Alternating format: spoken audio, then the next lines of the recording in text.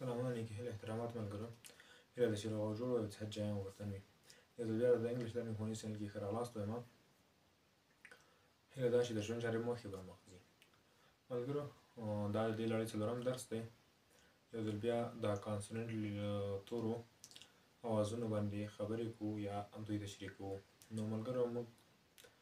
تېر درس کې تر ایچه پورې توري تدریس کړل اوس راځو د ایچ توري ته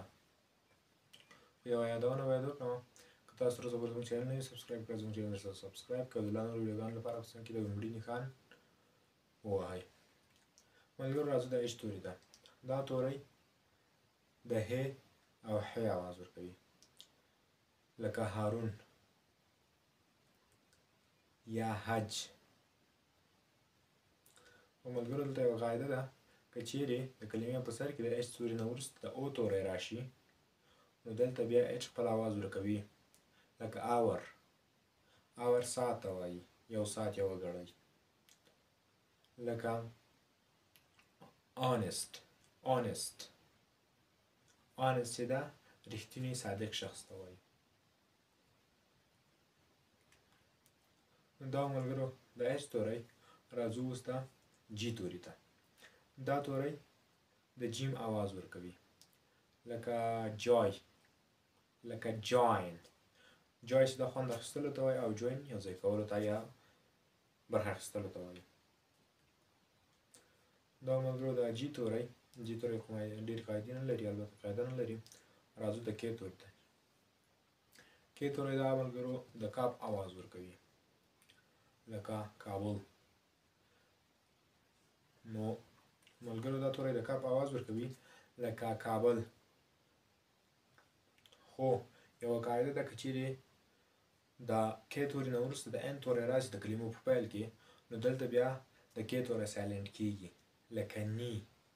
زنګون ته وایي لکه نو پوهېدلو ته وایي او یوه بله قاعده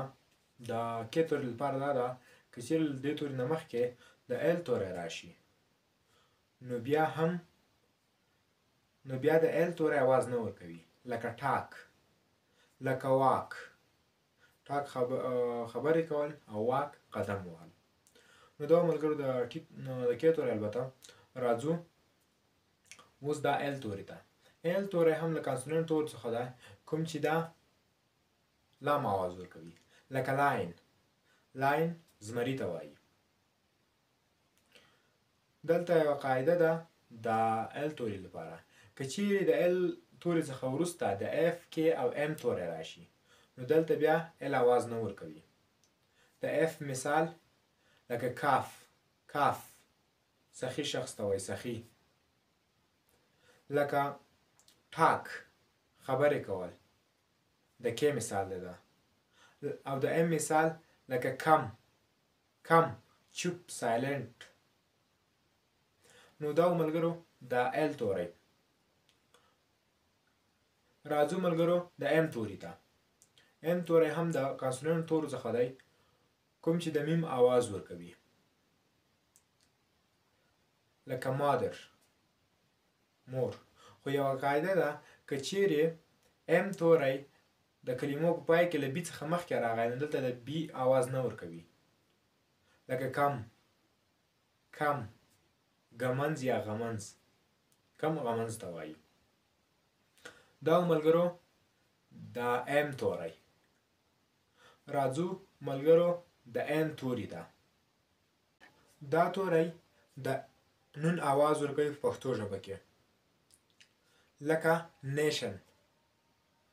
ملت لکه نیچر طبیعت خو دلته یوه قاعده یو قانون دا دی که چیرې ان توری څخه مخکې ام توری راشي د کلمو په پای کې نو دلته بیا ان خپل ساوند ورکوي خپل غږ ورکوي البته لکه کالم وروستی ان چې تاسو ګورئ دا ډیلیټ شه کالم چې دا ستنې ته وایي نو دا زموږ د نن ورځې درس ملګرو د دې لړۍ څلورم درس که درس مو خوښ شوی د لایک بټن کېکاږئ او له ملګرو سره یې شیر کړئ بای ټاټا خدای په امان see you tomorrow